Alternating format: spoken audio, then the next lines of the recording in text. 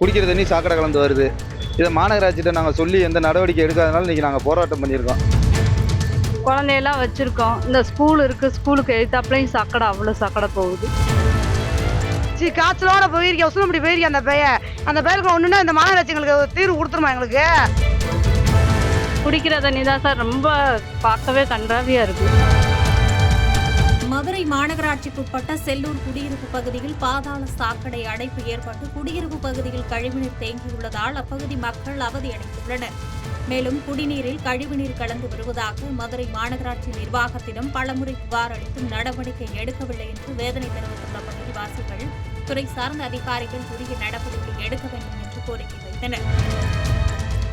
நாங்கள் செல்லூர் 29 வார்டுலேருந்து இப்போ இருக்கோமே. இங்கே இப்போ எப்படின்னா இந்த வார்டில் தொடர்ந்து சாக்கடை அடைச்சிக்கே இருக்குது. குடிக்கிற தண்ணி சாக்கடை கலந்து வருது.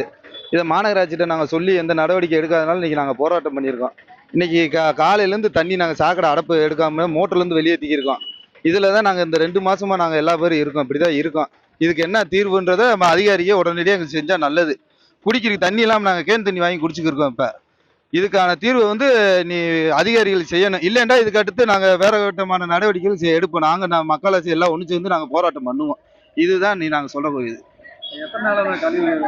கழிவு நீராக 2 மாசமாக குடிநீர் கழிவு நீராக தானே வருது. எங்களுக்கு எல்லாத்தையும் சொல்லியாச்சு. பழைய ஏஐ இன்னைக்கு புதுசாக வந்திருக்காரு. பழைய ஏஐக்கு ஃபோன் பண்ண நீங்கள் எதுக்கு எனக்கு அடிக்கிறீங்கன்னு சொன்னார். இன்னைக்கு புதுசாக வந்திருக்காரு. அவர் இன்னைக்கு தான் ஜாயின் பண்ணுறாராம். அவர் நான் உங்களுக்கு 1 வாரத்துக்குள்ள சரி பண்ணி தரேன்னு சொல்லியிருக்காரு.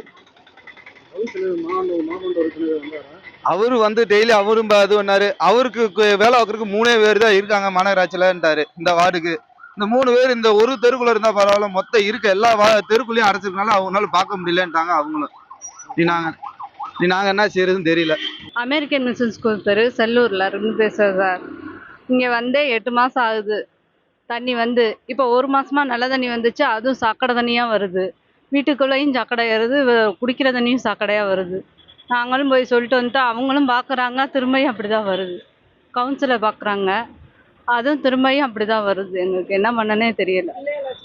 குழந்தையெல்லாம் வச்சுருக்கோம். இந்த ஸ்கூல் இருக்குது, ஸ்கூலுக்கு எழுத்தாப்புலையும் சாக்கடை, அவ்வளோ சாக்கடை போகுது.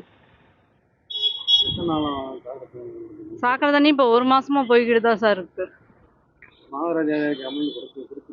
இல்லை, நாங்கள் இந்த கவுன்சிலர்கிட்ட போய் சொன்னால் அவங்க பார்த்தாங்க. பார்த்தா ஒரு 2 நாளைக்கு வர மாட்டேங்குது. அப்புறம் திரும்ப வருது. உங்கள்கிட்ட நாங்கள் பார்க்குறோமான்னு சொல்கிறாங்க.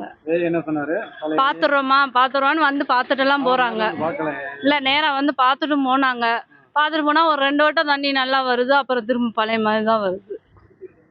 குடிக்கிற தண்ணி தான் சார் ரொம்ப பார்க்கவே கன்றாவியாக இருக்குது. வீட்டுக்குள்ள தண்ணி இருக்குது சார். அதுக்கு எங்களுக்கு வழி பண்ணுங்க சார்.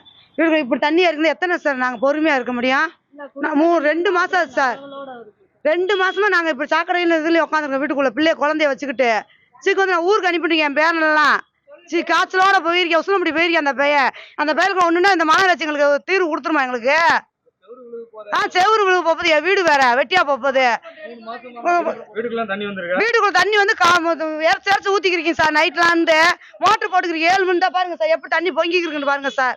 இப்படி போய்க்கிறதா எத்தனை சார் நான் பொறுமையா இருக்க முடியும்? வாங்க, ரோட்டை மறைச்சா யாரை கட்டு மறிக்கிறேன்றாங்க.